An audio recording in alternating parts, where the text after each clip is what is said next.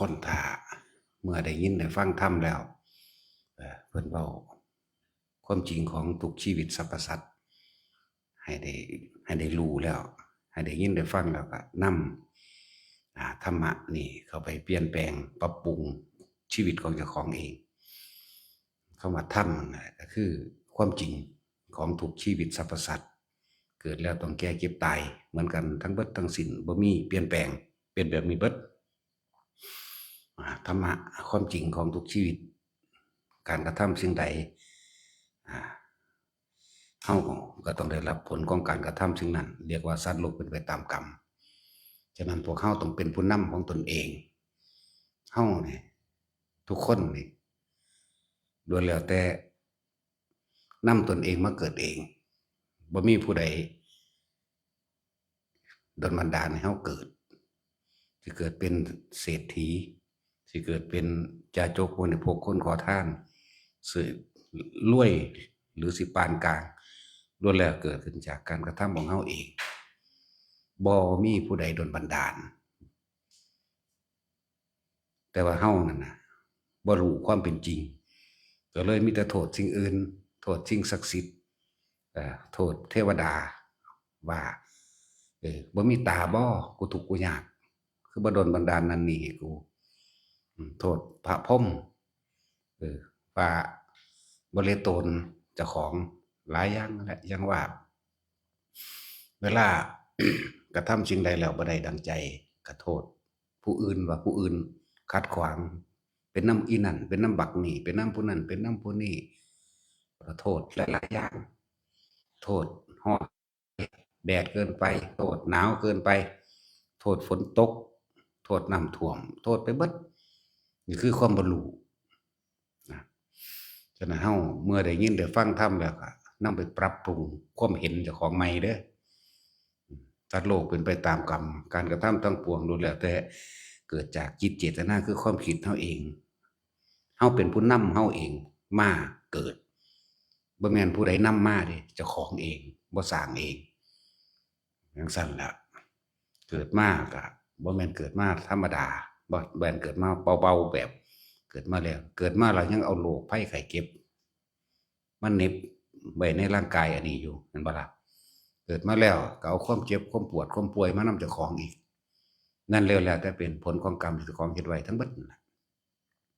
คนที่มีโรคมากๆอยู่ในร่างกายก็แสดงว่าไปลักไปปล้นไปขี้ไปฆ่าไปรังแกไปข่มเหงไปทรมานสัตว์ต่างๆที่ตัวเองเคยกระทำไว้นะกรรมอิหยังของกูเด้แม่นบ่ล่ะก็กรรมเจ้าของเฮ็ดเองคือการกระทำของเจ้าของเฮ็ดเองโดยจิตโดยเจตนานั่นแหละจังว่าเฮาต้องเป็นผู้นำตัวเองเอาธรรมะเอาความจริงที่เพิ่นแสดงนั่นแหละไปเปรียบเทียบกับประสบการณ์จริงในชีวิตจริงของเจ้าของเองต้องเปรียบเทียบเจ้าของเด้บ่แม่นไปเปรียบเทียบผู้อื่นเด้ผู้อื่นนั่นน่ะเบิ่งจัก10%เบิ่งเจ้าของ90นะเบิ่งเปรียบเทียบเบิ่งตรงใดเบิ่งตรงเจ็บแก่ปวดตายป่วยตายเหมือนกันนี่ความบ่ต่างกันเลยเด้เหมือนกันเบิดบ่ว่าสัตว์บ่ว่าคนสัตว์เดรัจฉานก็ป่วยคือกันแหละเพียงแต่เฮาบ่เข้าใจมันเออทุกๆคนก็เกิดมาป่วยเบิดเดะบัดนี้เศรษฐีร่ำรวยเพียงใดก็ช่างป่วยคือเก่าตายคือเก่าต้องพัดพรากจากสิ่งที่รักเหมือนกันเห็นบ่ล่ะต้องตายจากสิ่งที่รักสิ่งที่รักก็ตายจากเฮาเองนั่นน่ะหมายว่านำธรรมะนำข้อคิดนี่ไปปรับปรุงตัวเองสิ่งที่ควรปรับปรุงที่สุดคือความคิดคือความเห็นนั่นเองเข้าใจว่าล่ะสัมมาทิฏฐิคือความเห็นตามความเป็นจริงคิดตามความเป็นจริงพูดวาจาก็ต้องตามจริงอีก การกระทำก็ทำตามความเป็นจริงแต่ก็เป็นไปเพื่อความบ่เบียดเบียนให้ผู้ใดเดือดร้อนเสียชีวิตหรือทรัพย์สินธรรมะกัมมันโตสัมมาอาชีโวก็ประกอบอาชีพมันได้กระช่างที่บ่เป็นไปโดยการเบียดเบียนให้ผู้อื่นเสียชีวิตและทรัพย์สินสัมมาอาชีโวสัมมากัมมันโตวายาโมความเพียรพยายามต่างๆก็ต้องมีความเพียรที่มันเห็นเป็นรูปธรรมจริงๆบ่แม่นเพียรพยายามสิสวดมนต์ขอร้องอ้อนวอนให้สิ่งศักดิ์สิทธิ์ดลบันดาลจังซี่สัมมาสติตรวจสอบระลึกนึกคืนหลังบัด คือเอาเรียกว่าสัมมาสติระลึกนึกนี่แหละที่ได้ทำแล้วก็หันกลับมาระลึกนึกโอ้ชีวิตจริงแต่เก่ากูทำท่านอย่างก็มีแต่ขอซ้ำพ่อกูบ่พ้นทุกข์จักเทื่ออยากได้หยังก็มีแต่ฝากความหวังไว้กับสิ่งศักดิ์สิทธิ์มันกับคนอื่นมั่งบ่เข้าใจว่าตัวเองต้องเฮ็ดเองเนี่ยนี่คือสติระลึกผิดชอบชั่วดีระลึกหาเหตุที่เป็นหยังคือผิดหวังที่เป็นหยังคือสมหวังผิดหวังและสมหวังเป็นแบบใดขี้เกียจอยากได้ดีมีที่ไหนอันว่าซั่นมีแตาขยันมันเพียรอดทนเท่านั้นตัวจังใดดีจังซี่แล้วนะมันก็เป็นสมาธิเองเข้าใจบ่ล่ะแต่เฮาคิดระลึกถึงตามความจริงแล้วจิตมันก็ตั้งมั่นตามความเป็นจริงตั้งมั่นบ่หวั่นไหวกับอื่นๆอีกโลกธรรมบ่หวั่นไหวกับคนที่ชักจูงชักชวนไปทางให้เคารพนับถือผีสางนางไม้เทวดาอินพรหมทั้งหลายไปทำพิธีต่างๆสะเดาะเคราะห์แก้บนหม้องหั้นหม้องนี้หรือไปบนบานศาลกล่าวหม้องหั้นหม้องนี้ทำพิธีถวายของล่ำนั่นนี่บูชาหัวหมูหูหมูจังซี่มันก็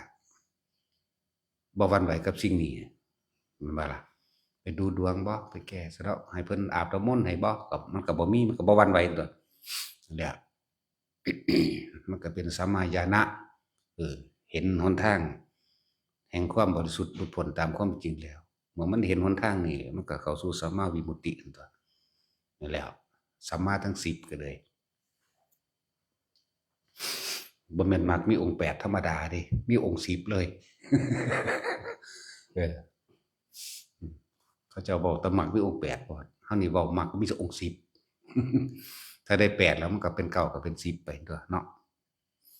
นั่นแหละให้เป็นผู้นำตัวเองคือการสิทำบุญทำทานสิ่งใดก็แล้วแต่ให้ทุกคนเป็นผู้นำตัวเองได้ยินได้ฟังธรรมแล้วนี่แจกแจงรายละเอียดเบิดทุกซอกทุกมุมแล้วล่ะถ้าคนฟังติดตามมาเลยเดินฟังเที่ยเดียวสิเข้าใจได้ง่ายๆเด้ถ้าเอาพื้นนินทากันนึงฟังเคิงเที่ยก็ได้บ่พอเทื่อดอกหูปิ้งไปปึ๊บเข้ากลุ่มกันกลับเป็นอันเดียวกันปั๊บๆแม่นบ่นั่นแหละให้ทุกคนเป็นผู้นำตนเองสิไปทำทานทางใดสิไปทำบุญทางใดลงใจเชื่อใจเจ้าของเองมั่นใจในสถานที่นั้นๆในครูบาอาจารย์นั้นๆก็ไปพระเจ้าพระเสนมันถามพุทธเจ้าว่าเฮ็ดบุญหม้องใดได้ผลมากพระเจ้าค่ะทำที่ตัวเองศรัทธาเด้เข้าใจบ่ล่ะที่ตัวเองศรัทธานั่นแหละมันก็มันโล่งใจมันบ่เคลือบแคลงมันบ่สงสัยแม่นบ่ล่ะที่ตัวเองเชื่อเอ้าองค์นี้ล่ะกูมั่นใจแล้วก็มั่นใจในตนเองนั่นเด้ล่ะแม่นบ่ซั่นบ่มีไผบังคับตั่วเหมือนอดีตนิทานต่างๆนั่นว่ากษัตริย์องค์นั้นใส่ขี้เหล้าเมายามันบ่ได้ว่ามันสิอันนั้นแต่ว่ามันเอาผ้ากาสาวพัดมาห่มมาหาขอกินเห็นบ่ซุมื้อกษัตริย์องค์นั้นก็ใส่ซุมื้อคือกันแล้วมีมื้อหนึ่งก่อนที่สิตายจักเดือนนี้แหละบอกเสนาอำมาตย์ไปเบิ่งดูพระองค์นั้นเพิ่นฉันหม้องใดเพิ่นอยู่เป็นจังใดความเป็นอยู่เพิ่นเป็นแบบใดเสนามาตย์มันก็ไปแอบเบิ่งแม่นบ่ล่ะห้วยเข้าป่าไปแล้วมันก็บังโพ้นมันก็เปลื้องผ้าออกถอดผ้าออกถอดผ้ากาสาวพัดออกแนวใดดีๆมันก็อยากไปกินแนวใดอันเป็นตะแลกเหล้าแลกยาได้มันก็เอาไปแลกนั่นล่ะมันมาตัวที่บัดนี้อันเสนาอามาตย์อันย้านพระราชาเสียใจเด้เป็นจังไดเสนามาตย์อุ้ยพระเจ้าค่ะพระอรหันต์องค์นั้นไปถึง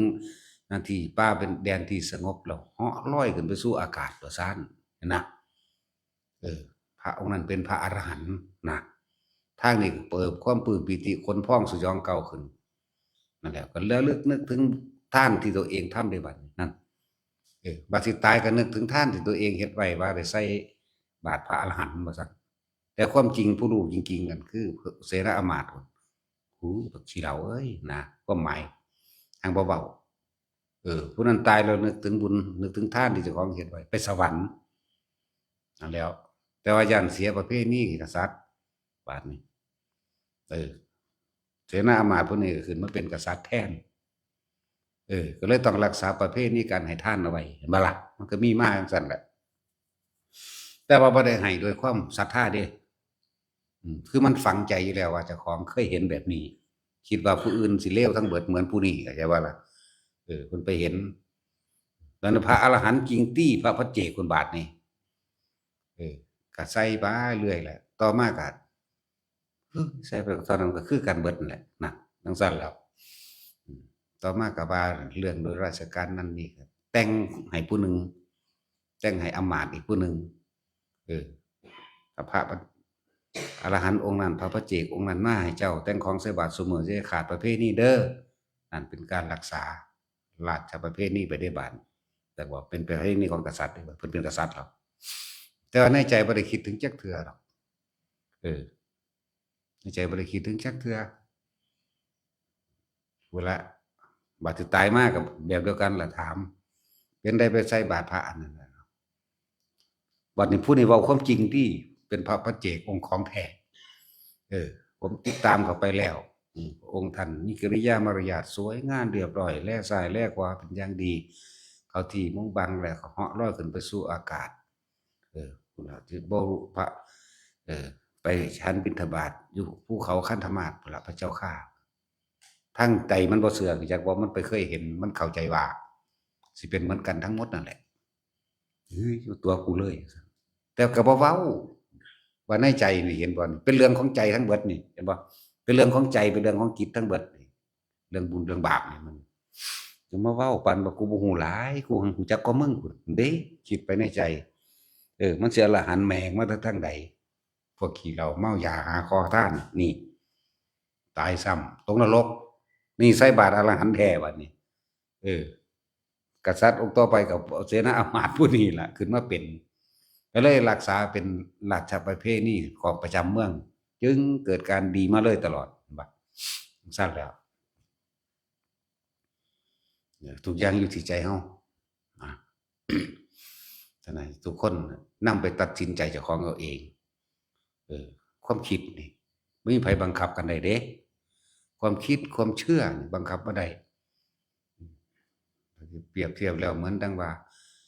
คนพวกอื่นๆนี่แม้นสิมีสำเนาทะเบียนบัตรประชาชนเขานั่นทะเบียนบ้านเขาประชาชนเขาว่าศาสนาคริสต์หรือศาสนาอิสลามก็ช่างแต่ว่าเขาเข้าถึงความจริงแล้วอยู่ที่จิตเขาพุ่นเด้อยู่ที่ความเชื่ออยู่ที่ความลงโตอยู่ที่ความลงใจของเขาพุ่นเด้ว่านี่ต้องเป็นแบบนี้เท่านั้นแล้วคือบ่เป็นแต่ว่าก็ทำไปตามความอยู่รอดของกายเขาซื่อๆเห็นบ่ล่ะทำไปตามสิ่งแวดล้อมทำไปตามนั้นซื่อๆเด้เพื่อความอยู่รอดก็เฮ็ดไปนั่นแหละแต่ความจริงเขาก็ปฏิบัติธรรมเห็นบ่คือมาหาเฮาก็เห็นนั่นแหละบางคนก็มาถามว่าคนนี้เป็นศาสนาคริสต์ปฏิบัติธรรมได้ไหมบาดเฮาถามว่าศาสนาคริสต์เนี่ยเกิดแล้วแก่ไหมเจ็บไหมป่วยไหมและตายไหมเกิดแก่เจ็บตายป่วยเหมือนกันนี่คือความจริงนี่คือธรรมไม่เกี่ยวกับศาสนานี่แล้วก็เฮาก็อธิบายจังซี่ให้ฟังบ่ล่ะเวลามีคนรักไหมคนที่เฮารักนะครับมีใครมั่งครับพ่อกับแม่แน่เวลาพ่อกับแม่ตายเนี่ยร้องไห้ตามไหมร้องไห้ทำไมจึงร้องไห้คิดถึงบุญคุณที่ท่านเลี้ยงมาแน่มันก็มีอยู่ไหมบ่ล่ะจังซั่นน่ะคือความจริงเด้ธรรมะก็เลยว่าความจริง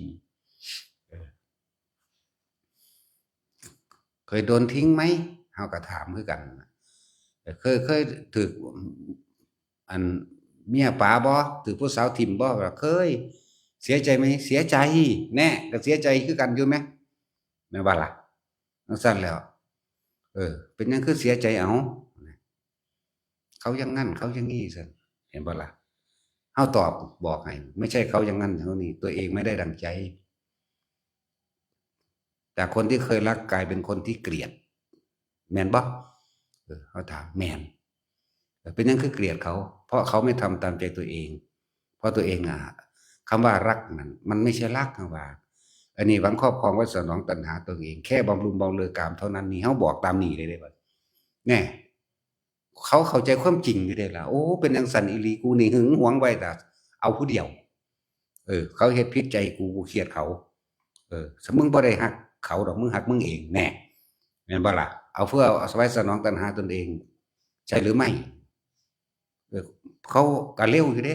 แม่นเด้เนาะแน่เออแม่นบ่ซั้นนั่นแหละเขาก็ฮอดบอกสอนตัวถ้าจะมีความใคร่หรือรักใคร่ใส่คน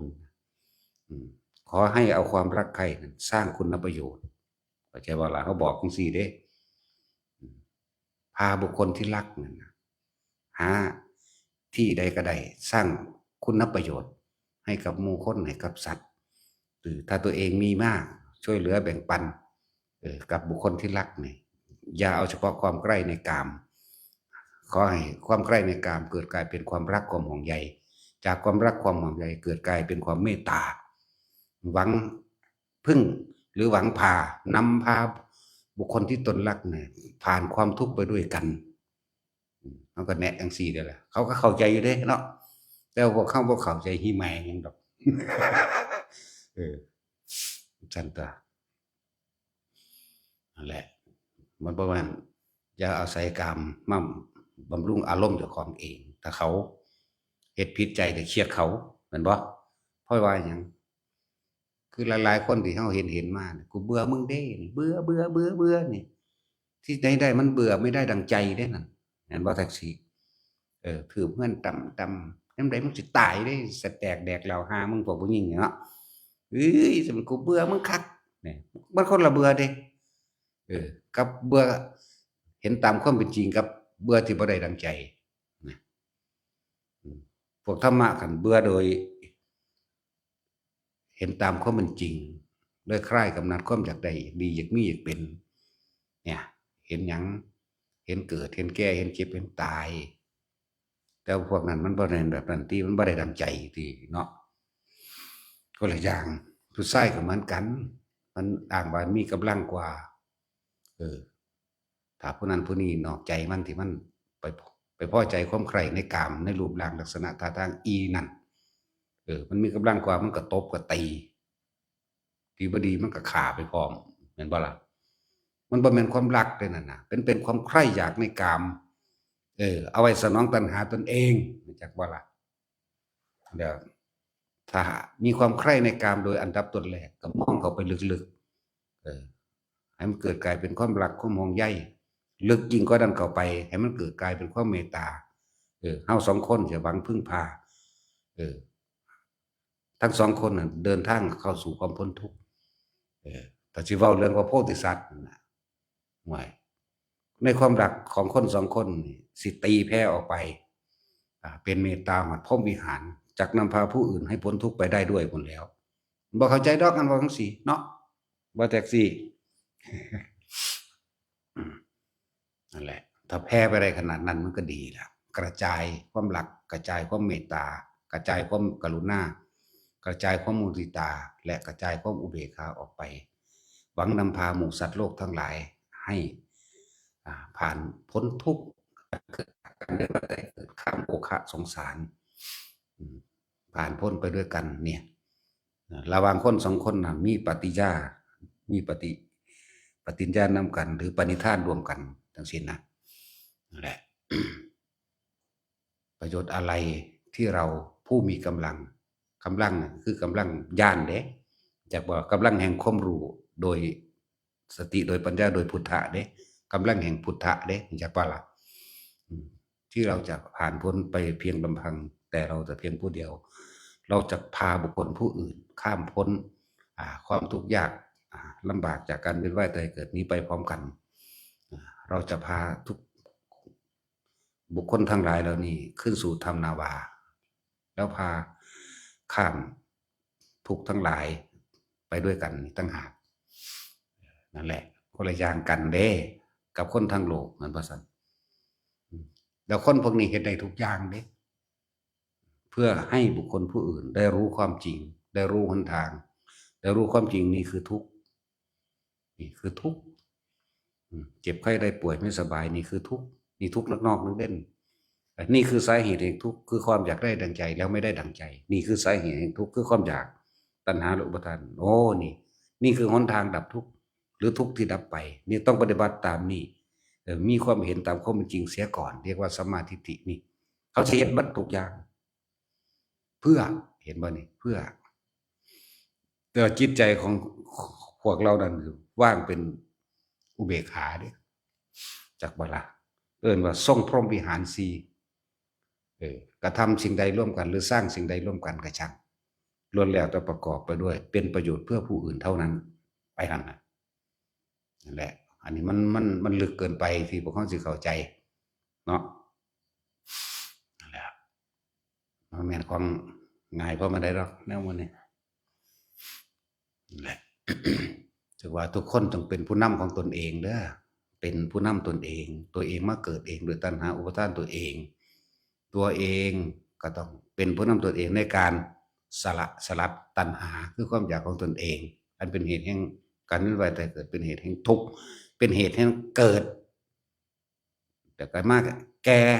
แล้วก็มาเจ็บป่วยแล้วก็มาตายนี่จักว่าตัวเองต้องนำตัวเองอาศัยธรรมะนี่แหละธรรมะนี่เป็นธรรมชาติของมีอยู่ธรรมะนี่บ่เคยตายเป็นจริงอยู่เช่นนั้นไม่เป็นอย่างอื่นนะสัตว์ทั้งหลายเกิดแล้วต้องแก่และเจ็บและตายสัตว์ทั้งหลายที่เวียนว่ายตายเกิดเพราะตัณหาอุปาทานเหมือนกันนั่นบ่ล่ะสัตว์ทั้งหลายถ้าจะให้พ้นทุกข์แล้วคือ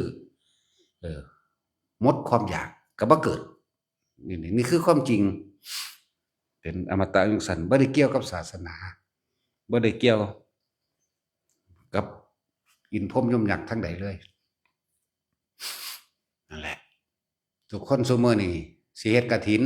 สิเฮ็ดผ้าป่าล่อประทานเป็นหยังคือให้ผู้อื่นนำแม่นบ่เป็นหยังคือบ่นำตนเองเฮ็ดตัวเองโลดแล้วก็อย่าเข้าใจว่าการทำผ้าป่าการทำกฐินจะต้องใช้เงินเด้มันเป็นเรื่องของผ้าอยากว่าอันนั้นเป็นเครื่องประดับประดาบริวารมันซื่อๆดอกอันจังซั่นเห็นบ่นั่นแหละคือเฮาสิพาให้คนเป็นผู้นำของตนเองเขาเฮ็ดผ้าป่าโบราณนี่แหละผ้าป่าโบราณ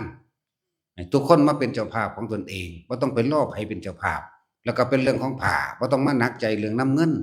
โอ้ยบ่มีเงินคือเข้าใจว่า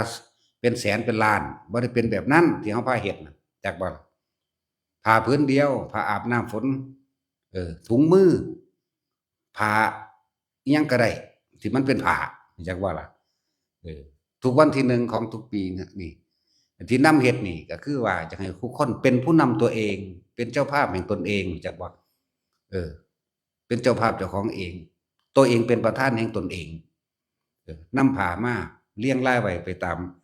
ป่าแล้วก็ให้เอาไปไว้ป่าของไผของมันผืนไผผืนมันถ้าอาบน้ำฝนผืนหนึ่งผ้าเช็ดหน้าหรือไผมีถุงมือไผมีเสื้อไผมีหยังก็แล้วแต่เฮ็ดไปเถอะหรือใดๆก็แล้วแต่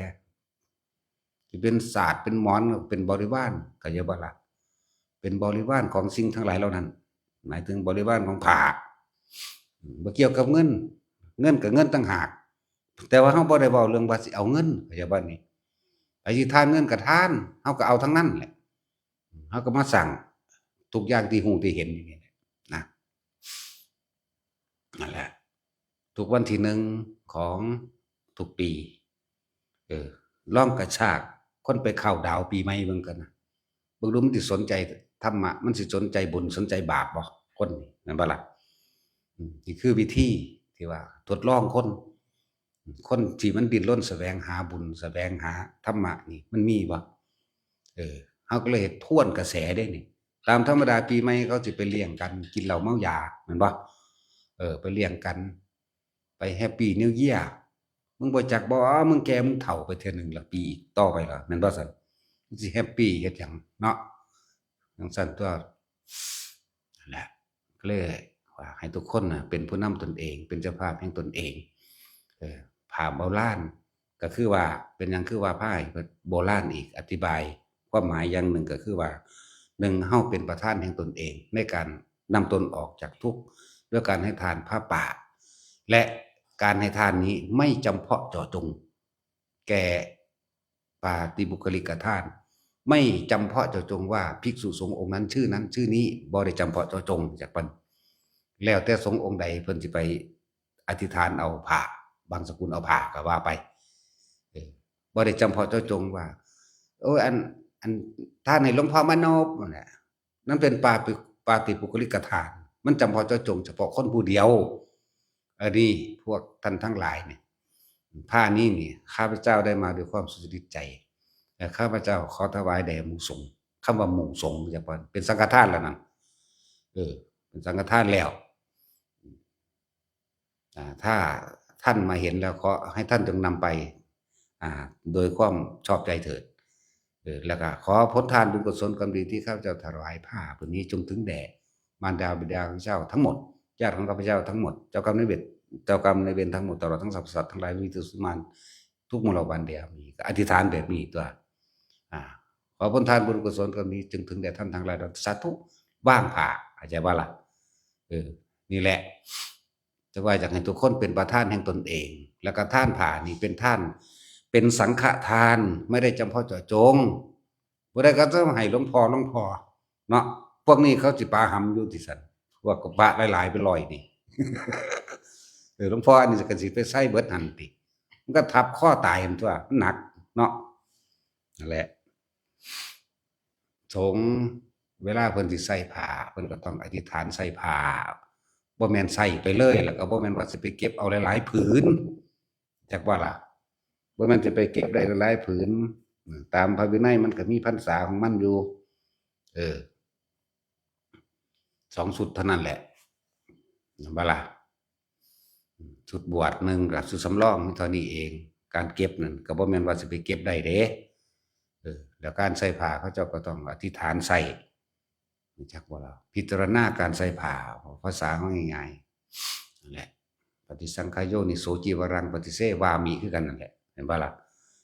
บ่แม่นอุ้ยพื้นนี่งามอุ้ยพื้นนี่ขี้ลายอุ้ยเนื้อบ่ดีบ่แม่นว่าสิไปเลือกจังซั่นใส่ผ้าใส่ป้องกันเหลือบยุงร้อนและหนาว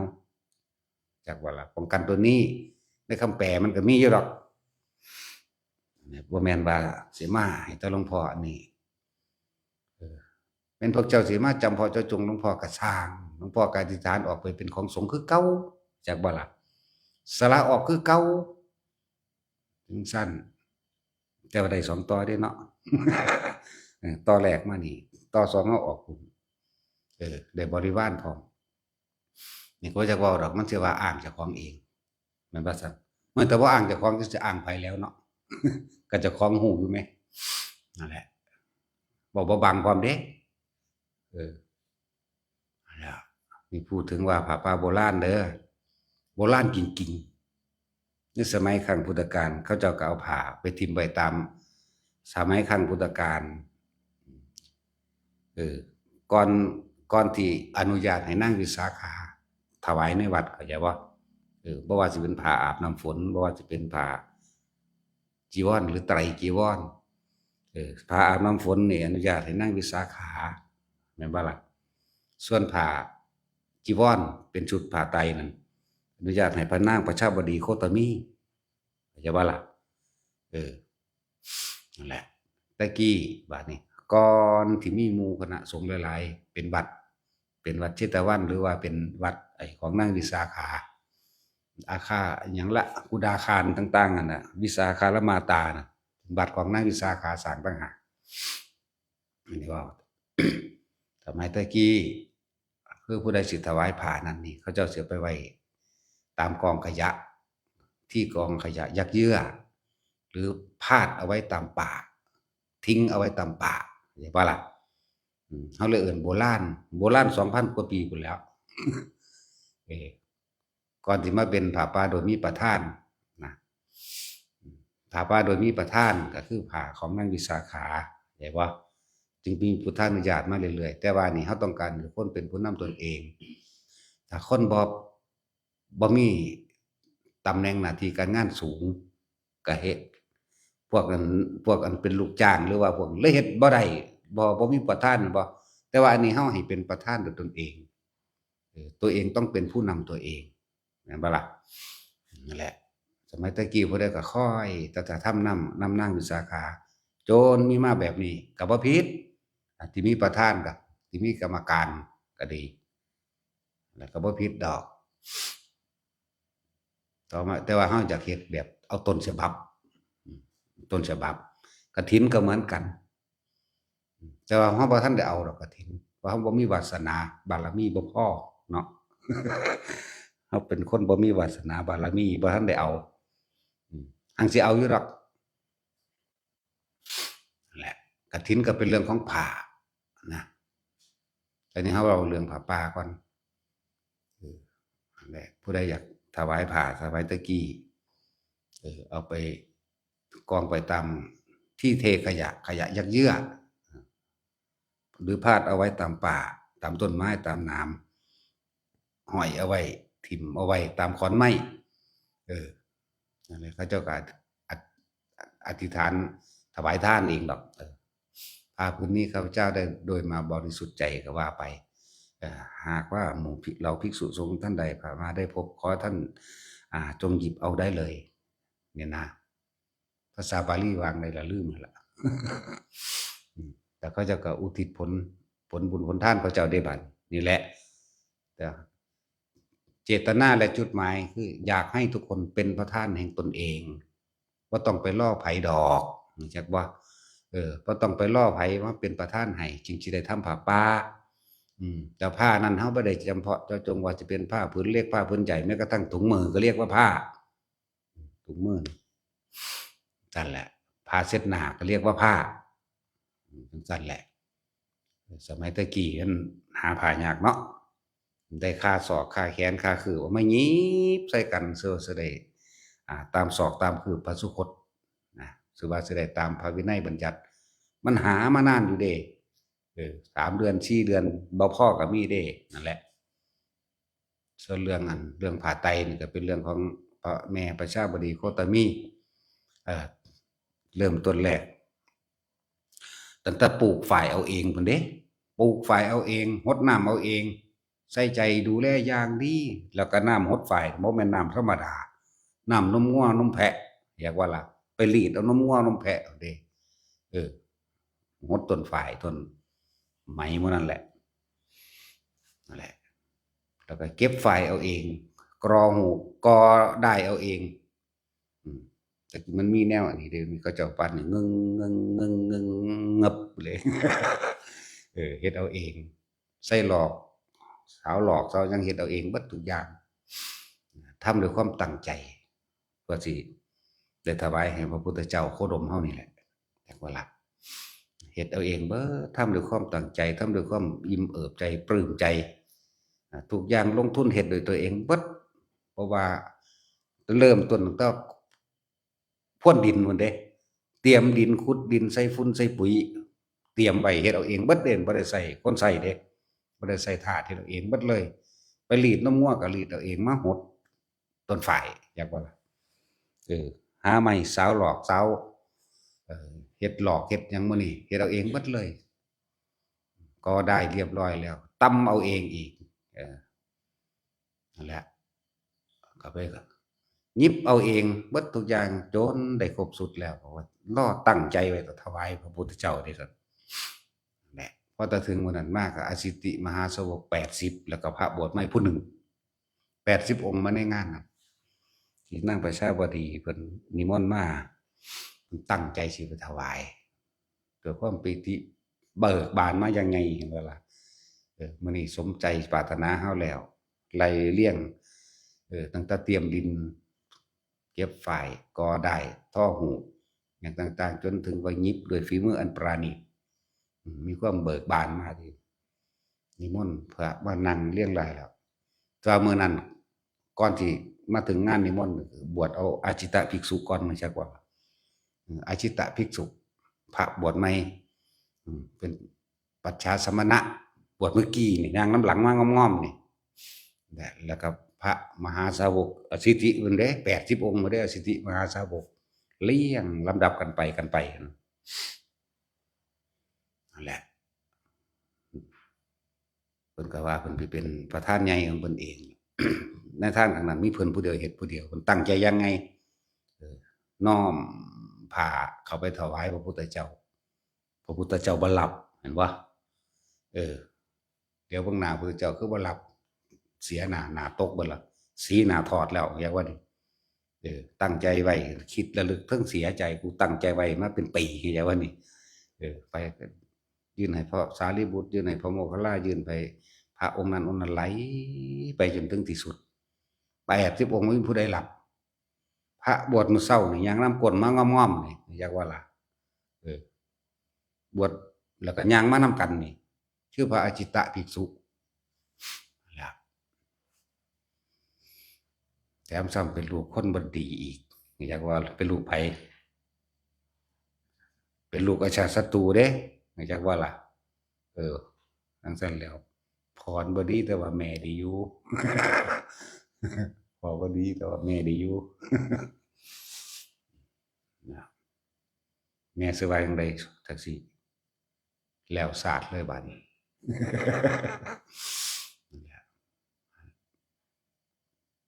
แม่มันก็ลูกเขาเจ้าพระเศษนั่นแหละเอาสิว่าจั่งใดเอาบ่จัก นั่นแหละนี่กันไปถึงพระองค์สุดท้ายอาชิตะภิกขุบวชมาเมื่อกี้นี่อยากว่ากับเดมือรับเอาเสยเสียใจนอนเกือกยิ่งอยากว่า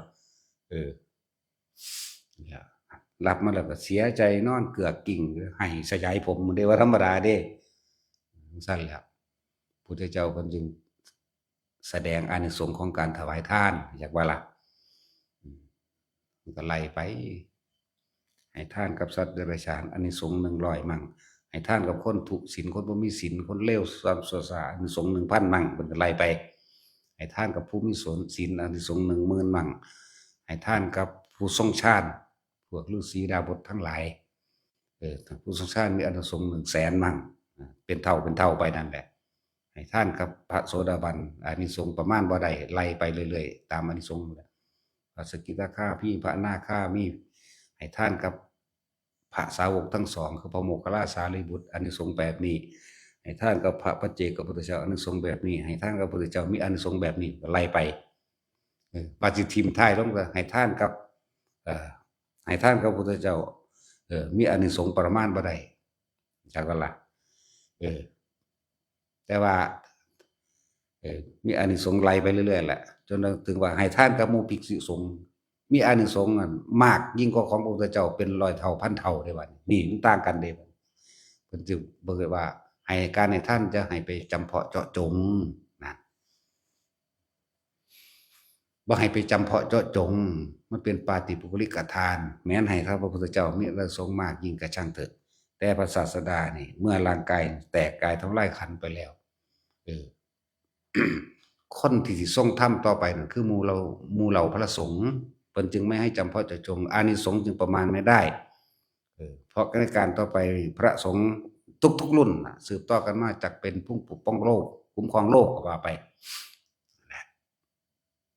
ก็ยังบ่ทันได้เศร้าเสียใจอยู่เด้ยังเสียใจคือเก่าเรียกว่าล่ะพระพุทธเจ้าจึงบอกอานนท์ไปนำบาตรมาว่าจะเอาบาตรพระพุทธเจ้ามานั่นแหละพระพุทธเจ้าอธิษฐานบาตรบาตรนี้จักไม่มีท่านผู้ใดสามารถไปตามมาได้เลยเว้นเอาไว้แต่ผู้ที่จะ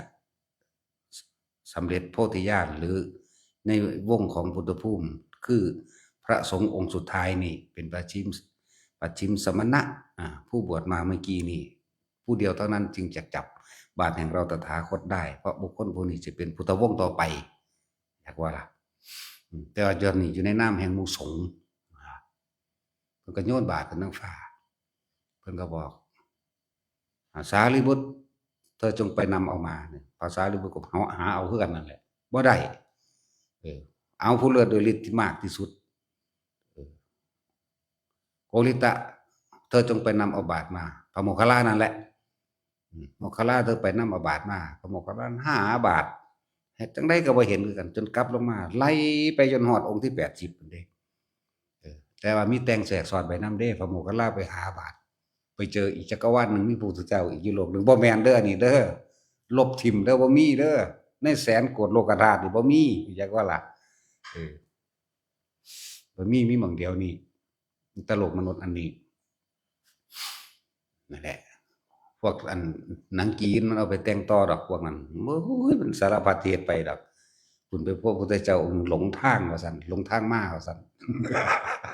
พระพุทธเจ้าองค์นั้นเลยบอกพูนทางของเจ้าพูนเหลือเห็นบ่น้อยๆพุ่นเป็นแสงแวบๆอยู่พุ่นว่าซ่านอันนี้บ่แม่นเด้อคือกันล่ะครับอันหนังไส้อิ๋วสัวเก๋งโป๊ยไก่อีหยังนั่นเฮ่งเกียร์มื้อนี้เห็นบ่ล่ะพระถังซ้ำจั๋งโอ้ยปีศาจแมงมุม บ่มีนั่นแหละเขาเจ้าแต่งเติมอันนี้ก็ลบความแต่งเติมออกว่ามันบ่มีบ่แม่นแบบนั้นเด้อว่าพระโมคคัลลาเหาะไปหาเอาบาตรแล้วเป็นหลงทางมาบ่ได้จักว่าล่ะไปเจอพระพุทธเจ้าอีกองค์หนึ่งพระเจ้าองค์นั้นก็เลยบอกพูนทางของเธอก็ให้เขาไปตามนั้นว่าซ่าน บ่แม่นอันนี้นั่นแหละมันแทรกซ้อนเฮาก็ซ้อนแทรกคือกันเลยเนาะเฮาก็ซ้อนเข้าไปแทรกเอาออกมาตัวอันใดมันบ่จริงแหมจนถึงที่สุดพระอจิตะภิกษุอาชิตะเธอจงไปนำบาตรมาฤทธิ์เดชก็บ่มีกูก็หากบวชชานเชิญหยังกูบ่เคยได้เห็นบ่ล่ะเพิ่นก็ระลึกตามความเป็นจริงเพิ่นเด้ล่ะเราเป็นแค่ประชาสมณะบวชเมื่อกี้นี่เองก็เดินตามหลังพระศาสดามาถ่ายแถวจังได๋สิ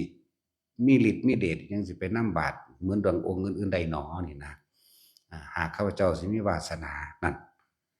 ได้ทำกันมาด้วยการก่อนปุ่มเพศสันนิวาสด้วยความปรารถนาของข้าพเจ้าที่จะเป็นสาวกที่จะเป็นไม่มีข้าเจ้าปรารถนาอย่างยิ่งอย่างเดียวคือพุทธโพธิญาณเท่านั้นเองขอบาทนั้นจงลอยมาด้วยเถิดบาทนั้นก็ลงมาเอาเองเลยล่ะจากว่าล่ะนั่นแหละพระสงฆ์พวกนี้สิได้นำธรรมสืบต่อเป็นตัวแทนของพระพุทธเจ้าสิได้นำธรรมนี่ออกมาแสดงจนเท่าเดี๋ยวนี้แหละนั่นแหละบาทก็ลอยลงมาสู่มือนะตั้งเกิดความสว่างสบายมาแน่ไม่ใหญ่อันพระชาบดีนั่นไม่ใหญ่นั่นตั้งเกิดความปลื้มใจโอ้พานะโมคคัลลาภาษาลิบุตรตลอดทั้งอสิติมหาสาวกล้วนแล้วแต่เป็นผู้มีปฏิสัมภิทาทั้งนั้นเลยยังบ่อาจสามารถที่จะนำบาตรของพระศาสดาได้สงฆ์องค์นี้ต้องมีกว่านั้นนั่นได้เลยไปปลื้มใจไปทางนั้นสงฆ์เรานี่ต้องมีกว่านั้นต้องเทียบกับอันพระโคตมะสิทธัตถะอันเป็นบุตรของเราบ่ได้ยังลูกของเจ้าของอยู่เด้แต่ว่าก็เลยปลื้มใจขึ้นมาจิตใจจังเบิกบานขึ้นมาใหม่เรื่องสั้นละเพิ่นก็บ่ได้นำผ้าไปใส่ดอกพระอชิตะภิกษุนั่นก็ดีอยากว่าล่ะเพิ่นก็นำผ้าไปฉีกออกเฮ็ดเป็นเพดานกั้นหม้องพระพุทธเจ้านอนแล้วก็เฮ็ดเป็นผ้าม่านกันตามหน้าต่างแน่เป็นเครื่องประดับประดาที่มันเป็นเศษเหลือมาก็ทำผ้าเช็ดเท้าอยากบ่ล่ะจังซั่นแล้วเมื่อนั่นเรียบร้อยแล้วบูชาคุณของพระพุทธเจ้าระลึกถึงพุทธคุณสารพัดระลึกถึงอาการวัตตสูตรอยากว่าพุทธคุณนั่นน่ะระลึกถึงบทนั้นแล้วผ้าเนี่ยเกิดแสงประกายออกสีแดงจ้าเต็มทั่วห้องมีแสงสว่างเกิดขึ้นเพราะพระอาชิตะภิกษุนี่กล่าวคำสัจจะอยากว่าล่ะข้าพเจ้าเป็นเพียงแค่ประชาสมณะนะและผ้าผืนนี้ไม่ได้ถวายโดยเจตนาของท่านแม่ประชาบดีโคตมีเจตนาถวายแก่เราก็ไม่ใช่เรานี่เพิ่งบวชเข้ามาเนี่ยคิดว่าทำสักตัวหนึ่งก็ไม่รู้ฌานสักตัวก็ไม่รู้ศีลสักตัวก็ยังไม่รู้นี่นั่นแหละเพิ่นใส่สัจจะการบูชาของข้าพระเจ้าในครั้งนี้จะเกิดให้ข้าพเจ้าได้สำเร็จพระโพธิญาณนี่เป็นพระเจ้าองค์ใดองค์หนึ่งในการข้างหน้าได้นำธรรมของพระศาสดานี้ตามความจริงนั้นขอแสงสว่างจงปรากฏขึ้นนะมันจ้าขึ้นทั่วห้องเลยเต็มวัดนั่นแหละจากวัดแสงสว่างเต็มวัดเลยมึงนั่นแหละพระพุทธเจ้าก็เลยใส่ได้พุทธธรรมนายให้ต่อไปอาชิตะภิกษุนี่สิได้เป็นพระเจ้าองค์ในการข้างหน้าชื่อว่าสีอริยเมตโยนะดังซั่นละจังหวะเฮาว่า อย่าจำเพาะเจาะจงเอียงเถาะเฮาบ่รู้ดอกพระสงฆ์องค์ใดองค์หนึ่งอยู่ในหันสิได้เป็นพระพุทธเจ้าองค์ต่อไปก็ได้เห็นบ่ไม่เป็นบ่เป็นก็สร้างนะว่าตั้งแต่เพิ่นนำธรรมะคือความจริงออกมาแสดงได้บ่ได้นำคนผิดทางแหมเห็นบ่ซั้นจังว่าให้ทุกคนนี่พูดถึงที่มาของคำว่าผาป่ามันหลายคนแต่สิยกคำว่าผาป่าโบราณต่างๆโบราณแม้ครั้งการสมัยพระพุทธเจ้าเฮาก่อนที่สิเป็นพุทธเจ้าเป็นพระโพธิสัตว์มื้อเป็นคนหาฟืนหาของป่าไปเก็บเห็ดหมดแหละมันพอได้เลี้ยงชีพสมัยนั้นบ่มีพุทธเจ้าสำตัวมีพระปัจเจกเพิ่นเห็นพระปัจเจกองค์หนึ่งกำลังหยิบผ้าอยู่ว่าผ้ามันขาด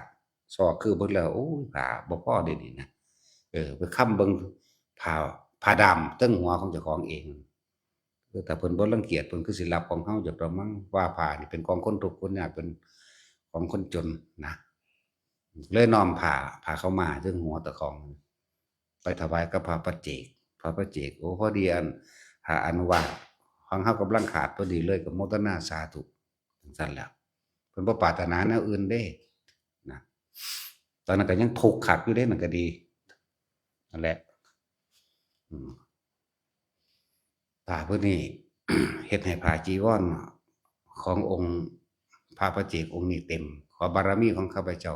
จนไปดูว่าข้าพเจ้าจักสำเร็จพระโพธิญาณเป็นนิมิตหมายเด้อเพิ่นไปอธิษฐานไปหันเด้เพิ่นบ่ไปผู้เดียวเด้และได้พาคนหมู่มากทั้งหลายขึ้นสู่ธรรมนาวาและพาข้ามโอคะสงสารนี้ไปด้วยกันสำเร็จจังซั่นแหละเนี่ยบ่ได้เกี่ยวกับผ้าเก่าหรือผ้ามีราคาบ่มีราคามันเป็นเรื่องของผ้าเข้าใจบ่ล่ะอันเรื่องผ้าเป็นเรื่องของผ้าแต่ว่าเรื่องที่สุดคือเรื่องของใจนี่เพิ่นสละออกจังซั่น บางชาติทั้งเป็นมหาทุกขตะตัวทุกข์ที่สุดเลิ่นว่ามหาคือทุกข์ยังไงแต่ว่าก็พอใจมีเมียอยู่เด้ขอทานพระพุทธเจ้าเฮานี่แหละเลิ่นมหาทุกขตะกลางเว้นให้เมียเนี่ยห่มผ้าไปหาขอทานอยากว่ามาพอได้ปันกันกินไปกลางเว้นเด้ส่วนกลางคืนเจ้าของไปเองเพราะญาณอันตรายยังหวงกันอยู่เด้ไผสิไปจะเอาขอทานขี้ร้ายปานนั้นทั้งดำเนาะจั่นตั่ววรรณะหรือว่าที่เขาวรรณะต่ำสุดนั่นน่ะเขาหมายเอาอาชีพขอทานนี่เป็นขอทานต่ำสุดเป็นที่น่ารังเกียจเขาบ่ไปแตะคนขอทานเด้เขาย้านเขาแปดเปื้อนนี่จักบ่ล่ะปานนั้นยังหวงเมียเจ้าของอยู่เฮ้ยเนาะทั้งดำทั้งอาบน้ำมั่งบ่อาบน้ำมั่งจังซั่นตั่วก็สิงามเพิ่นนั่นแหละเนาะแต่สิแต่มึงยังเอาคือขี้เกียจหาวนี่เติมอยู่เอ้ยจังซั่นแหล้วมันก็สิงามมึงตัวเนาะแม่นบ่มึงพอใจเนี่ยกลางเว้นให้เมียไปหาขอเวลาเขาให้ทานคนขอทานเขาโยนให้เด้แล้วแต่ในถ้าเศรษฐีให้เขาโยนให้เด้พวกบ่แม่นโพธิสัตว์หรือพวกที่รังเกียจน่ะนะจากว่าเศรษฐีบางพวกก็บ่ได้โยนแต่ว่าเขามีสิ่งหนึ่งอยู่ในใจเขาอืมข้อยก็โยนให้พอใดพอสำนึกก็มาปั่นกันกินกลางค่ำมานี่แหละก็สิว่าหา6โมงก็จะได้หาข้าวแลงกินนี่ล่ะคือผัวก็ไปหาตั่วจักว่าล่ะถ้าไปกลางคืนยันเขาปั๊มเมียเจ้าของเนาะเฮ้ยไปสิไปปั๊มเด้ขี้ร้ายปานนั้นจังซั่นแหล้วแต่ว่าสมัยนั้นก็มีพระพุทธเจ้าอยู่เด้นั่นแหละจนถึงที่สุดก็พระราชาหรือกษัตริย์ในเมืองนั้นๆสัตว์ในเมืองนั้นนิมนต์พระพุทธเจ้ามาแสดงธรรมอยู่ถึง7มื้อพู้นเด้กษัตริย์องค์นั้นทั้งอยากฟังธรรมก็อยากฟังธรรมสิไปพร้อมกันกับเมียก็ไปบ่ได้เพราะว่ามีผ้าผืนเดียวก็เอาแบบเก่านั่นแหละ กลางเว้นนั่นน่ะก็ให้เมียไปฟังมีผ้าผืนเดียวพอได้ห่อโตไปฟังธรรมก็ฟังไปแต่ก็มานำมาบอกกันพระสงฆ์องค์นั้นเทศน์แบบนั้นองค์นั้นเทศน์แบบนั้นกลางคืนมาผู้ผัวไปจักว่าล่ะแต่กลางคืนบ่ได้ยันเขาลักปั๊ม เอาความจริงได้นี่ก็เลยยันเขาปั๊มเมียเจ้าของเมียมันงามหือทั้งดำอืมนั่นแหละไปจนถึงมือที่เจ็ดในคืนที่เจ็ดอยากว่าไงตัดสินใจกูทุกข์ยากมากนี่เพราะว่ากูบ่เคยให้ท่านตัดสินใจได้บัดนี้ทุกข์ยากลำบากเพราะว่าบ่ได้เคยให้ท่านอิหยังก็แล้วแต่เอามื้อนี้ตัดสินใจเริ่มคิดตั้งแต่ทุ่มหนึ่งเออ เริ่มคิดปฐมยามคิดสิไปคิดฮอดเมียโอ้ยกูจะให้อิหยังเนาะเมียกูสิอดตายเนาะแล้วบ่กล้าถวายเข้าใจบ่นี่เออฮอดมัชฌิมยามตัดสินใจได้ครึ่งหนึ่งกูสิถวายก็คิดฮอดเมียอีกนี่เป็นห่วงเมียเห็นบ่เออ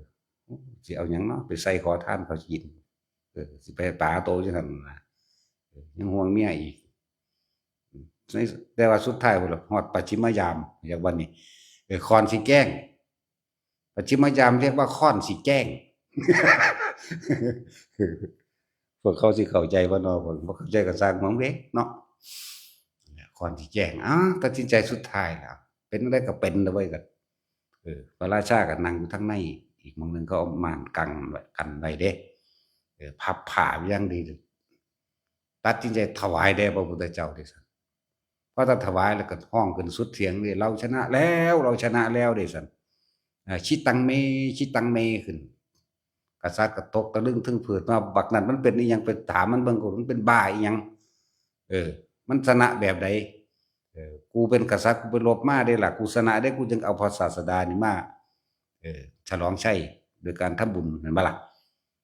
สั่นแหละก็เสนาอามาตย์ก็ไปถามมหาทุกตะเจ้าชนะแบบใดขึ้นชื่อว่าผู้ชนะแท้คือกษัตริย์ได้เป็นรบมานี่ได้เมื่อใดชัยชนะขึ้นมาแล้วจึงมาฉลองเลี้ยงพระสงฆ์องค์เจ้าได้นี่เลยถามเราชนะแล้วเราชนะความตระหนี่เพิ่นก็เลยเว้าความจริงของเพิ่นเองเมื่อปฐมยามข้าพเจ้าปฐมยามอืมจากบ่นี้ข้าพเจ้าต้องการสิถวายผ้าแต่ก็มีความคิดขึ้นว่าถ้าบ่มีผ้านุ่งเมียก็สิบ่ได้กินข้าว ก็เลยมีความตระหนี่ที่เหนียวอยู่ก็อดกลั้นไว้ฟังธรรมไปจนถึงมัชฌิมยามหมายถึง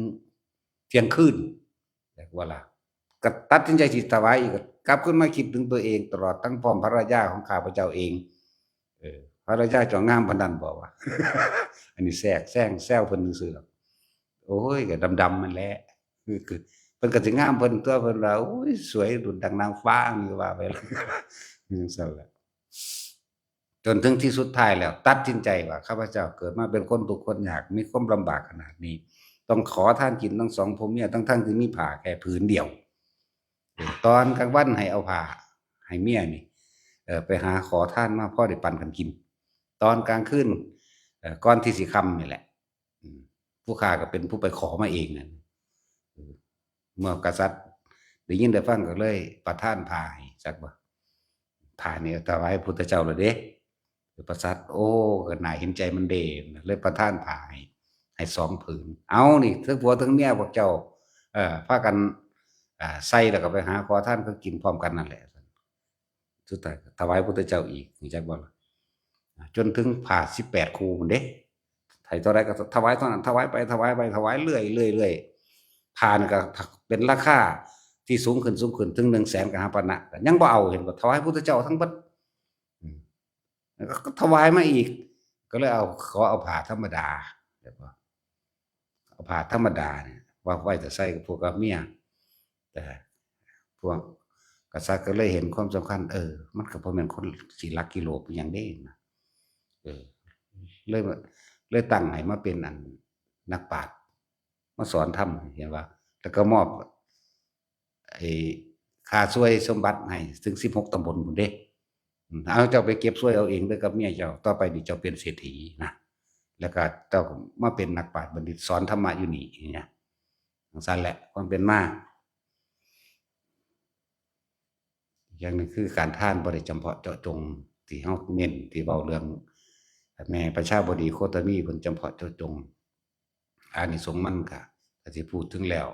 ให้ทานพุทธเจ้าแม้น100ครั้งเข้าใจบ่นี่สู้ให้ทานกับหมู่สงฆ์แม้เพียงครั้งเดียวไม่ได้นั่นแหละ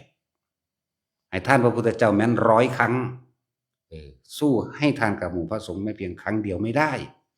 เพราะบ่ได้เจาะจงนั่นแหละอานิสงส์มันก็บ่มีประมาณนั่นแหละ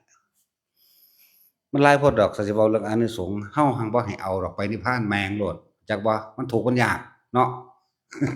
มันหลายโพดแต่สิเว้ามานี่เดี๋ยวสิว่าเฮาล้อเอานั่นเอานี่อีก แต่เอามาให้กูเอาแมงเบิดแหละ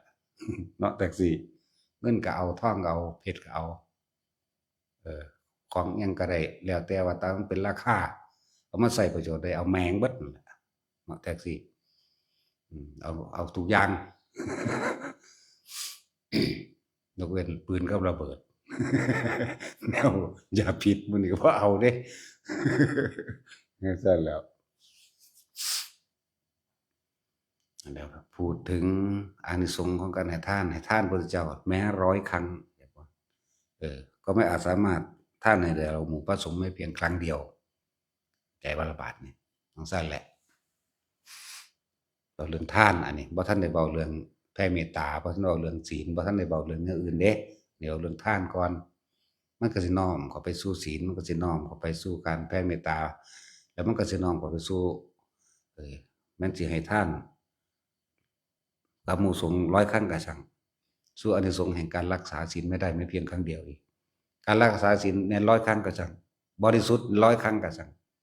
ในวัน100 วันก็ตาม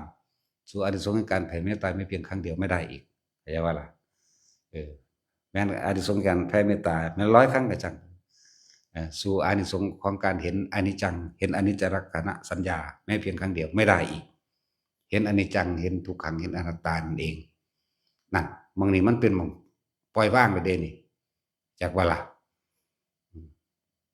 นั่นแหละบ่ได้คือกันนั่นแหละหั้นบ่ค่อยเว้าไม่แต่อยู่ในหูดังโลดตายเลยไปนิพพานยามนั้นโลด บ่ค่อยเว้าอันนี้จังซี่เว้าได้คือกันนั่นแหละเว้าได้กว่าอีกนั่นแหละว่าเฮาเน้นอยู่ในนี่ภิกษุสงฆ์บวชเข้ามาแล้วบ่มีงานนิมนต์ไปหันไปนี่บ่ให้ไปรับเงินและทองบ่ได้สนใจกับเรื่องซองเรื่องค่าจ้างรางวัลบ่มีเข้าใจบ่ล่ะนี่อันเดียวควบคุมลมหายใจตัวเองมันได้เถิดนะเอาเน้นหม้องบ่กลับมาเกิดอย่างเดียวจังว่าผู้ใดคิดว่าสิมาบวชอยู่นี่แล้วสิได้เงินสิได้ซองหลายๆสิอันได้งานนิมนต์หลายๆอย่ามาคิดเด้บ่มี บ่ไปไสแล้วแต่ไผสิว่าจังได๋แล้วแต่เธอเนาะนั่นแหละงานนิมนต์ไสก็บ่ไปขี้คร้านเนาะแท็กซี่ ผู้ใดอยากเห็นก็มาหาอยู่นี่ก็เห็นโลดเด้ล่ะเนาะก็มาตามเวลามันเนาะตอนเช้ามานี่ฮอดเที่ยงก็เห็นจากบ่าย2 3บ่าย3มาก็เห็นจังซั่นตั่ว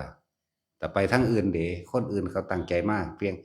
ได้เห็นในเพียงครั้งเดียวเขาก็พอใจแล้วก็นั่งอยู่นี่แหละเลยบ่ไปขี้คร้านอย่างหนึ่งคือขี้คร้าน รู้จักขี้คร้านบ่ขี้คร้านแปลว่าขี้เกียจไปเนาะไปก็ไปเพราะสำนักบ่เห็นวานสิพอปานใดดอกเนาะจังซั่นแหละเว้าเรื่องผ้าป่าโบราณก็เว้าไปแล้วเว้าเรื่องผ้ากฐินก็เว้ามันบ่ได้เกี่ยวกับเงินเฮาแม่นคนให้ทานมาถ้าว่าเป็นเงินจังซี่ตั้งแต่บาทหนึ่งนี่ก็เอาละรู้จักบ่ล่ะคนมันสิอยู่ที่การบ่หวงแหนการบ่เป็นเจ้าของการให้ทานคือเห็นความตณีทีแนวเจ้าของแล้วก็วางขาดออกจากความเป็นเจ้าของทานแล้วก็ทานแล้วบ่ต้องขอบ่หวังผลในทานบ่มีจิตอุพันธ์ในผลของทานบ่มีการสังสมเพื่อความอยากได้หยังเป็นหยังอีกทานนี่มีจุดหมายสูงสุดคือเป็นเหตุเป็นปัจจัยให้ถึงพระนิพพานในชาติปัจจุบันเท่านั้นเท่านี้หนึ่งเด้บ่ได้ว่าสิไปเป็นหยังเด้ถ้าชาตินี้เฮ็ดบ่ดีแล้วชาติหน้ามึงสิเอาหยังมาดีภาษาเว้าเอาซื่อๆพวกอธิษฐานขอนั่นขอนี่เป็นนั่นเป็นนี่แม่นบ่ล่ะขอให้พบเมืองแก้วขอแคล้วบ่งมานขอให้พบพระศรีอานในอนาคตการโน่นเทินเนี่ยบางคนก็ไปฟังคาถาพันฟังทีเดียวสิได้ไปพ้อพระพุทธเจ้าศรีอริยะเนาะไปเป็นหินได้แม่ มึงรู้มึงสิเฮ็ดจังไดอายุยืนปานนั้น อายุถึง80,000 ปีพุ่นเด้เนาะโอ้ยจักเนาะกับไผดอกบ่เห็นนำ ไปเป็นหีนไปเป็นหมาไปเป็นไส้เดือนไปเป็นไก่เป็นกบเป็นเขียดเอาแม่ไปเป็นงูบ่แม่นบ่ล่ะซั่นตัวถ้าปัจจุบันนี้ดีแล้วอนาคตบ่ต้องไปคำนึงถึงมันเลยเฮาสิเอาดับในปัจจุบันคนตั้งหวังไว้สูงสุดมันก็ตกข้างสูงกว่าตัวแต่มันสิข้างก็ดีแม่นบ่ล่ะโอ้ยพบพระสิอ่านพบตอนอยู่อนาคามีโลดสิบ่ดีกว่าบ่วะแม่นบ่ นั่นแหล้วจังว่าคนตายในลมหายใจมันบ่ลงมาอีกเพิ่นเทศนาเทศเดียวบรรลุอรหันต์เลยบรรลุแมงอยู่เทิงอนาคามีพุ่นตัวเนาะเอาว่าจังซี่มึงอืบรรลุแมงตอนนี้เราบ่หยังเอาอิหยังฮอดพุ่นกูบ่เอาเด้อว่างั้นนั่นแหละเฮาหวังไว้สูงหมายถึงพระนิพพานแล้วเฮาก็ทิ้งความหวังแล้วเฮาก็อยู่ในหูดังเฮาอยู่ในปัจจุบันนี้เองอยู่จังซี่แหละจะไปเป็นหยังหรือบ่เป็นหยังก็ช่างมันจักว่าล่ะเออมันตั้งไว้บังพุ่นแล้วมันกับบั้งไฟแต่มันสุดมือหม้องใดมันก็คือไปสุดสูงอยู่ตัวเนาะเห็นบ่ล่ะโอ้รู้จักมื้อบ่เนาะบัดนี้คนภาคกลางตัดสินเขารู้จักมื้อเขาเจ้าว่า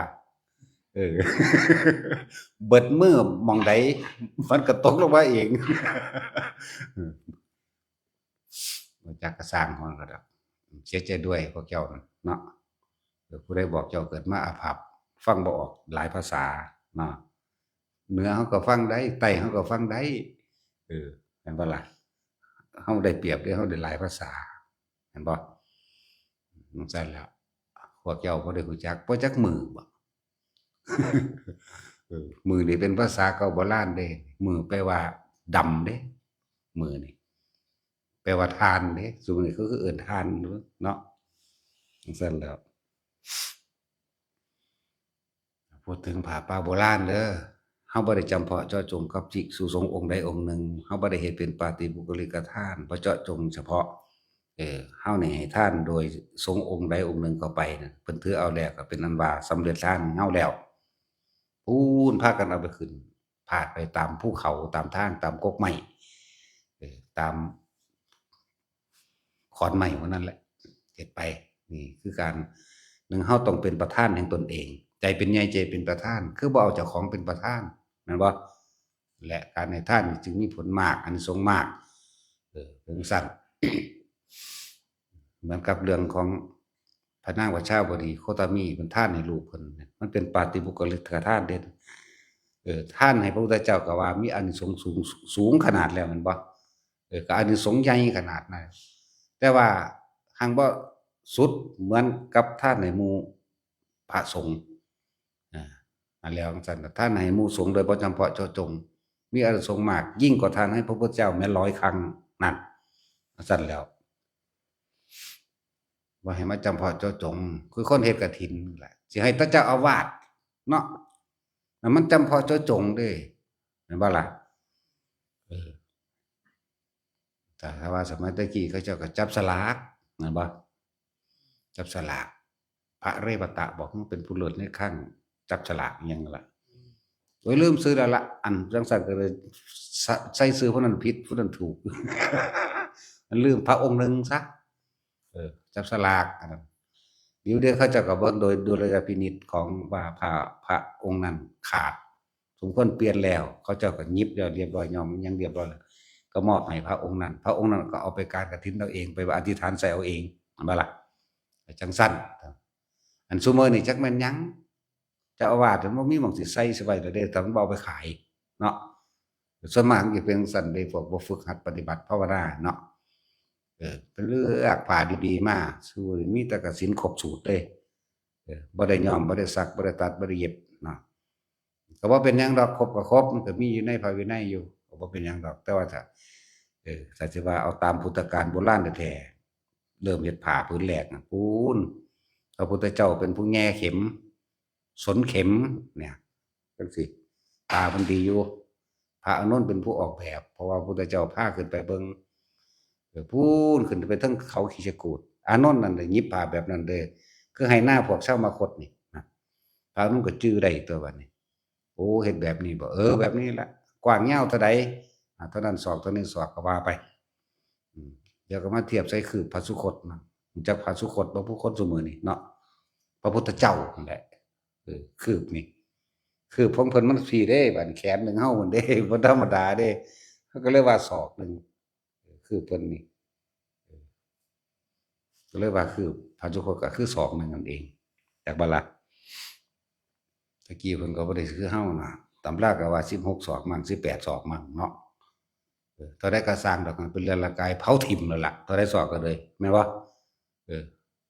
เผาแล้วพวกเฮาก็สิเผาคือกันบ่ต้องไปอันในรูปร่างลักษณะท่าทางดอกพุทธเจ้าก็คือพระธรรมนั่นแหละจังสิแม่นนั่นเป็นร่างกายเป็นกระบอกเสียงซื่อๆบ่ต้องไปเถียงกันดอกเรื่องเพิ่นเป็นรูปร่างลักษณะหน้าตาแบบใดก็ดีเนาะเอาแต่ว่าเพิ่นรอก็พอนั่นแหละรอคือเฮานี่แหละเนาะแท็กซี่มึงบ่ยอมกูเบิ่งแหน่กูด่ามึงเอาเป็นว่าเอ่อคำว่ากามคุณใส่รูปร่างหน้าตาในการดึงคนเข้ามาฟังธรรมในการเพื่อให้เกิดเสน่หาแต่ว่าสิเอาธรรมะคืนให้นี่เรียกว่ากามคุณโดยรูปโดยรสโดยกลิ่นโดยเสียงจากบ่นี่ทุกอย่างเพิ่นสินำเข้ามาเพื่อให้เกิดคุณทั้งเบิดเด้สำหรับพระพุทธเจ้ารูปร่างหน้าตาก็บ่คือหมู่หล่อกว่าหมู่เบิดอีกหูก็ยาวเป็นที่ดึงดูดหูเพิ่นยาวตกเพียงกันกับข้างแต่ใบหูเพิ่นก็สามารถพัดวีได้อีกคือหูงัวหูควายนี่แหมเวลามันไหลหินอยากว่าล่ะแบบนั้นลิ้นของเพิ่นก็เลียดไหลรองหน้าผากจนถึงข้างรอบหน้าพอดีแล้วก็แย่งเข้าไปในหูได้จังซี่นะจังซั่นแหละคือสิก็ต้องมีอิหยังที่เป็นเครื่องทึงเพื่อดึงดูดคนเข้ามาโดยเสน่หาก่อนแต่ว่าก็นำนั่นแหละนำอันสิ่งที่มันเป็นกามราคะนั่นแหละแต่ว่าสินำธรรมะเข้าสู่บุคคลที่เขามาหาเพิ่นเด้โอ้มันบ่ธรรมดาเด้แต่ว่าแต่คนเห็นของเพิ่นถูกปิดกั้นไว้แต่ในวังเนาะพ่อเพิ่นหวงพ่อเพิ่นบ่อยากให้ไปทางใดเออหาลางคนกินข้าวจำป่นนี่ยัดใส่ตาเจ้าของพุ่นเด้เพิ่นรอจักว่าล่ะเออคือว่ากินข้าวเช้าอยู่นี่จำป่นเป๊ะๆว่านี่พอแต่เห็นอ้าปากน้ำลายเหงื่อโยดๆออกเรียกว่าจักว่าล่ะยัดกับข้าวใส่ตาเจ้าของมั่งเพิ่นเฮ็ดหลงไหลเด้มันบ่ธรรมดาเด้ยัดใส่ตาเจ้าของปานนั้นก็ยังบ่แสบอยู่ ปากก็ย่ำอยู่แต่ว่ากุมบืนใส่ตาก็มีบางคนก็ยัดใส่หูบางคนก็อันยัดใส่หูดังมื้อนี้ก็มีเด้อันเป็นเรื่องจริงเด้แบบนี้สิมีอยู่2องค์แบบคนหลงใหลในรูปร่างเพิ่นน่ะองค์หนึ่งคือพระกัจจายนะอยากว่าล่ะที่มีตำราว่าเพิ่นสาปตัวเองนี่เป็นพระอ้วนๆน่ะเป็นพระสังกัจจายนั่นนะอยากว่าล่ะโอ้ยบ่แม่นดอกคนละองค์เพิ่นบ่ทราบเจ้าของอ้วนดอกแต่ว่ามันก็มีตำราแทรกซ้อนมาเพิ่นอธิษฐานให้เพิ่นอ้วนจังซั่นจังซี่นะขนาดผู้ชายก็ยังมักแหมโอ้ยแต่กูเป็นผู้หญิงกูสิเอาผู้นี้ล่ะเป็นผัวว่าซั้นเลยเกิดกลายว่าเป็นผู้หญิงอีหลีอ้าวด้วยอำนาจของเพิ่นเองด้วยบุญของเพิ่นเองแล้วตอนเป็นผู้ชายได้ลูก2คนกับเมียน่ะเพิ่นพากันไปอาบน้ำที่พระกัจจายนะเพิ่นก็เที่ยวทุดงค์มาพังเดี๋ยวเห็นอีกอยู่ฝั่งฝากหนึ่งของห้วยนั่นแต่ทางนี้ก็หลงใหลไฟฝันอยากได้เพิ่นเป็นผัวที่เจ้าของเป็นผู้ชายแท้ๆก็ยังมักอยากว่าล่ะมันร่างกายเกิดกลายเป็นผู้หญิงติแล้วก็บอกคนใส่คนสนิทเอาไว้เนี่ยเด้อเนี่ยเว้าเรื่องราวต่างๆปุ๊บๆหนีไปอยู่เมืองอื่นก็ไปได้ผัวบัดนี้ตะกี้ได้เมียบัดนี้ได้ผัวคนผู้เดียวนั่นล่ะร่างกายมันกลายเป็นผู้หญิงเด้อซั่นก็ไปได้ลูก2คนอยู่พุ่นจนกาลเวลานานไปลูกก็จนใหญ่แล้วเพิ่นจึงเดินทางไปเมืองนั้นเมื่อเดินทางไปเมืองนั้นก็จังให้คนทาสนี่คนใช้นี่เว้าเรื่องราวให้ฟังเบิดทุกอันทำความเข้าใจกันแล้วกับผัวเพิ่นนี่อยากว่านี่เว้าเรื่องราวให้กันฟังแต่ผู้หญิงเว้า ผู้เมียเว้าตะกี้เป็นผู้ชายคือกันเว้ามันบ่เข้าใจเด้ก็มันเห็นผู้หญิงอยู่นี่เห็นบ่ล่ะก็เลยคนใส่เว้าเรื่องราวต่างๆก็เลยถ้าบ่ซั้นถ้าบ่เชื่อก็พาเขาไปขอขมากับพระกัจจายนะดูเลยไปพอตาได้กล่าวคำขอขมาต่างๆพระกัจจายนะก็ว่าโทษนั้นจงไม่มีแก่เธอนั่นร่างกายเกิดกลายเป็นผู้ชายคือเก่าก็เลยเห็นโทษเลยขอบวชน้ำเพิ่นนั่นบวชแล้วก็บรรลุอรหันต์อยู่ดอกเมื่อบรรลุแล้วพวกหมู่ภิกษุทั้งหลายก็ล้อเลียนเด้อซั่นสมัยอันเป็นผู้ชายน่ะได้ลูก2คนกับเมียนั่นกับสมัยเป็นผู้หญิงสิได้ลูก2คนคือกันนั่นเออตอนใดรักลูกหลายกว่ากันตอนเป็นผู้หญิงนั่นแหละเพราะว่าหยังผู้หญิงมันได้อุ้มท้องเลยเนาะมันจู้จี้จุกจิกกว่ากันดีมันได้ประคบประหงมประคองกว่ากันแม่นบ่ล่ะกินนั่นกินนี่ก็ได้ยันแต่ผิดยันแต่บ่มีน้ำนมให้ลูกคือบ่ต่างกันดอกคือกันนั่นแหละกินก็กินปลาคอแน่ปลาเข็งแน่กินอันอื่นก็ได้เดี๋ยวก็พิษพะคะอีกตายซะแงะๆเขาอีกเนาะดอกจังซี่สมัยตะกี้ไม่เดี๋ยวนี้ก็ลองเบิ่งแหน่เป็นคือกันเด้ล่ะกินทอดไข่ใส่ปลาคะพูนก็ทอดอยู่เฮือนหลังที่5ทั้งที่ถือกินสะบอยไปแล้วก็มีกินผิดบางพวกก็กี้กระเทียมแล้วกินกับข้าวกับเกลือเนาะซั่นแล้วยากเอาอีกหลายๆรส อันพวกว่าออกลูกจังไดกูบ่เอาอีกแล้วกูบ่เอาอีกแล้วได้ลูก15คนพุ่น ซั่นแหล้วมันคือแม่ย่าเฒ่าเฮาแม่ย่าแพงโลหิตดีลูก16คนพุ่นเนาะแต่ว่าบ่ได้เห็นตอนเพิ่นออกหรอกเพราะว่ามันเป็นรุ่นใดแล้วบุ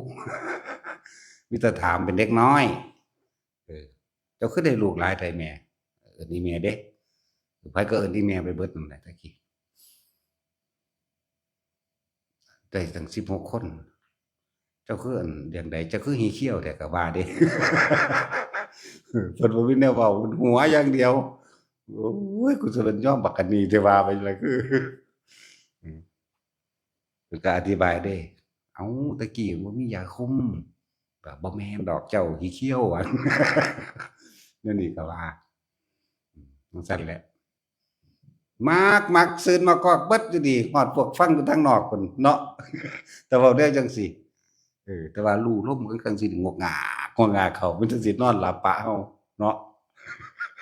แต่เว้านิทานโอ้ยซื่นมากอกไปก็ได้เนาะจั่งซั้นแล้วเอาสัปทาน